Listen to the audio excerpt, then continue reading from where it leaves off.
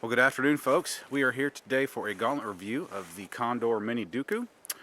Now, honestly, guys, I have had this blade for probably on about 2 months. I've actually had a lot of opportunity to use it. I've found it very handy. However, you guys know me, I don't typically do the traditional knife review. I like to try to do something bushcrafty or, have some kind of project going on, something that has more of a point than just banging on wood.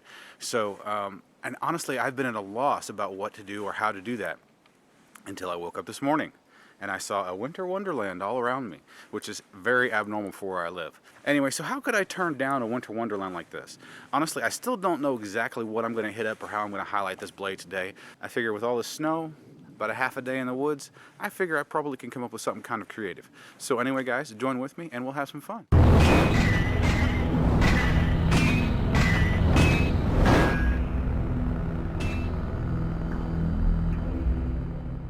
Alright guys, well thanks for sticking with me. I think I know exactly what we're going to do, but first about the blade itself. This is the Condor Mini Duku. I'm not going to go huge into the specs on this. Other channels have already covered it. The blade is about 10.5 inches long overall. It's about 15 inches long, something like that, probably 16. I don't have the exact spec sheet with me. However, I will put all the exact specs in the description of this video. It's a Condor, so it's coming with a banging sheath. That's one thing. If you get a knife from Condor, you know the sheath is going to be rocking.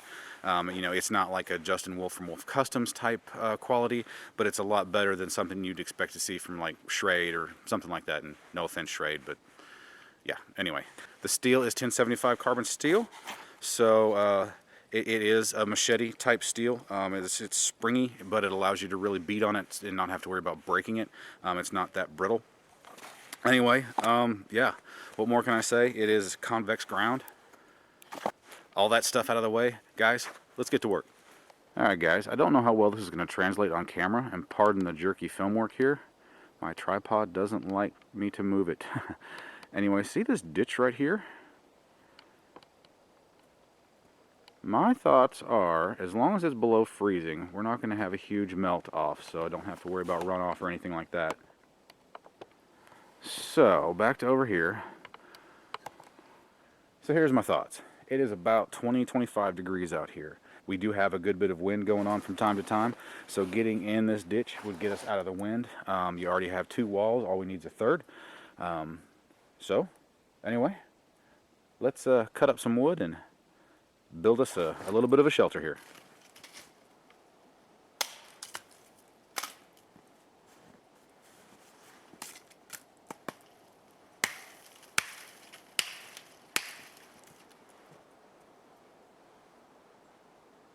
Firewood, anyone?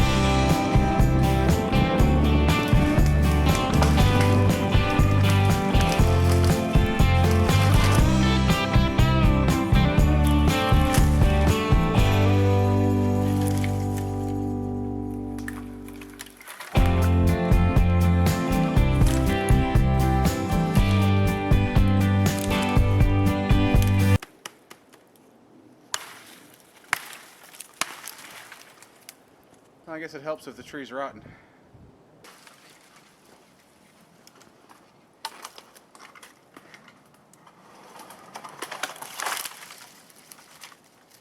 Well, folks, as you can see, probably from the ambient light in the background, the clouds have moved off, so that means my snow is likely done for at least a little while.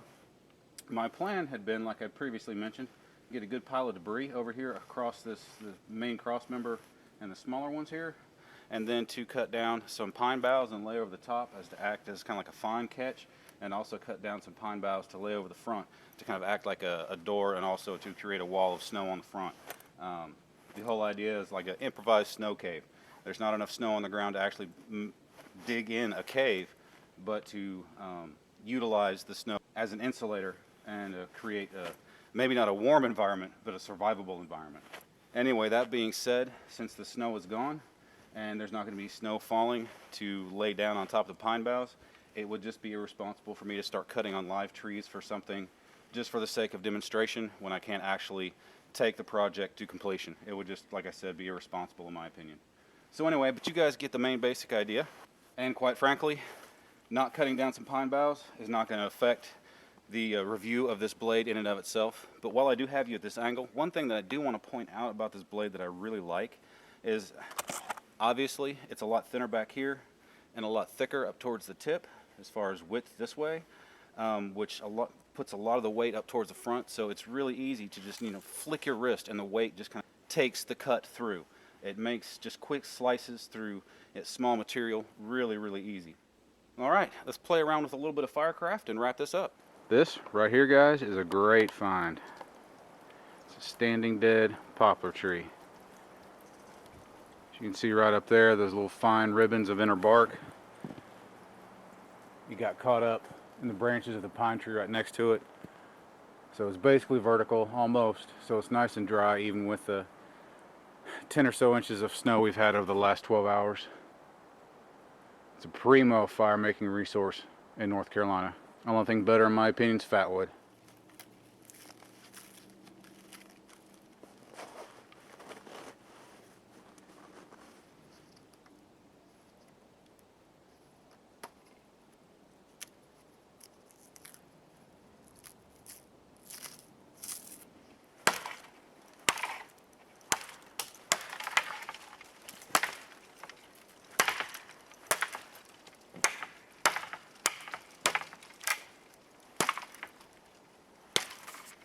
One thing I wanted to show you guys, this one doesn't have a really good angle on it.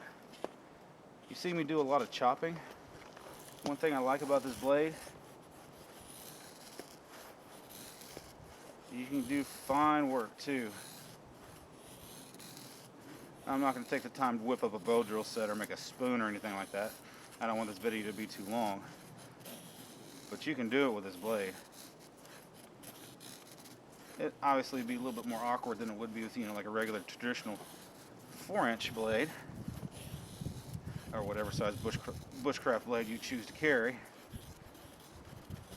But if you're in the big choppers, I can also do some fun taps, a little bit of fishing practice. It's a simple choice. All right.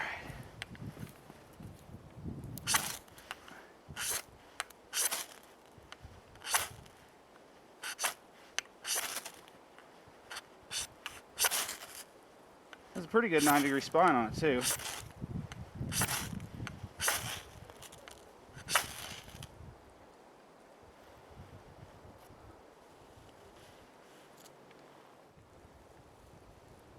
not the best 90-degree spine, but it gets the job done.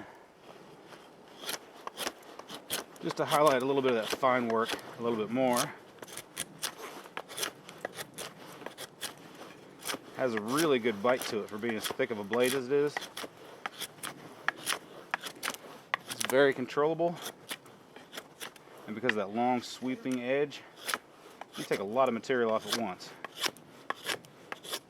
And I also like that the edge on this one, which you usually hear me say I prefer the edge to go all the way back to the handle, with this one I like it because you can really choke up on it and not worry about cutting yourself. Now, I'm probably going to receive a little bit of flack for this, but another thing I like about this blade, it's long and heavy,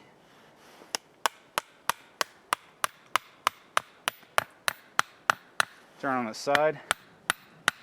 And if you want to, you can pound in tent pegs and stuff like that. I mean, I wouldn't treat this thing like a hammer and start wailing on stuff, but light work like that works great. Well folks, here's the inside of the shelter. As you can see, the sun's come out. Things are starting to melt off a little bit, so I don't think I'm going to get the opportunity to see if my little snow catch roof idea would work. I don't know whether it's a valid idea or not, but anyway, it was a lot of fun. And I think it did showcase the chopping ability, and also we did move beyond that to a little bit of finer work and showing off that 90 degree spine as well. It's one thing I love about the Gauntlet is we can kind of help each other out, highlight the knife to the best of our abilities, show multiple uses of a blade or item in our own way. You know, Mike, he cooked dinner with it. You know, he did a lot of chopping of vines and, you know, batoning and stuff like that. And, you know, all the other guys that what they highlighted and showcased with this knife, they did a really good job. But, you know, it leaves us the ability to take things different directions and not have to provide such a wide scope of a blade. You can kind of focus on individual aspects more. As far as this blade, it's a great chopper. It's an absolutely excellent chopper. I have used it to baton. It has an excellent batoning profile. I mean, you can really get on this blade. Because it's 1075 steel, which is springy, you can really get on it and not have to worry about it breaking on you. It is convex, like I've mentioned before, but it's a thin convex, and it does taper up into a full. I believe this is 1/4 inch steel. Don't hold me to that. Check the description of this video for the exact specifications. I neglected to bring my notes out here with me. But anyway, because it tapers up into such a wide blade, it does baton and split wood very well. The handle right here, it really locks it into place. But I will say one thing, out here where it's wet, cold, you're wearing gloves, if the handle gets wet, you lose most of your traction on this handle. In fact, I don't know if I captured it on film or not, but this thing did go flying out of my hand once today, and it kind of made me nervous. It made me wish I'd put a lanyard on. Aesthetically speaking, it's a really beautiful and rustic looking tool. I like it a lot. That brass wire inlay right there, it is just beautiful. The 3 brass pins and the brass lanyard hole right there with the dark wood scales. It just gives it a really rustic, almost primitive look. As far as negatives, the only thing I have to say about it is you lose traction on it when it gets wet or when your hands get cold or if you're wearing gloves, something like that. But that is easily... Don't walk on that, dog. You'll fall right through. Oh boy. If you see a dog come crashing down behind me, it's mine. He's getting a little rambunctious up there. But anyway, the problem with the handle getting slick, that can easily be rectified with a lanyard. Keep you safe and keep the tool in your hand. Anyway, overall guys, the price point around 60 bucks. This is a great deal in my opinion. This is another one that's come through the Gauntlet that I really don't want to send on, but I've had it for far too long, so I do need to send it on to somebody else. Anyway guys, as usual, check out www.thegauntlet.tv so you can follow this blade along in future reviews and also check out the past reviews on this blade as well. And guys, if you found this video helpful, if it helped you make an informed decision about whether this is the blade for you or not, please go ahead and hit that thumbs up. If you want to continue seeing my side of the Gauntlet or the other stuff I have going on my channel, hit that subscribe button. And as usual, folks, hit up the comment section. Let's talk about this blade or, you know, similar blades that you really enjoy using that fit the niche like this. Anyway, guys, thanks for being here today. I've had a lot of fun. I hope you did, and I will see you next time.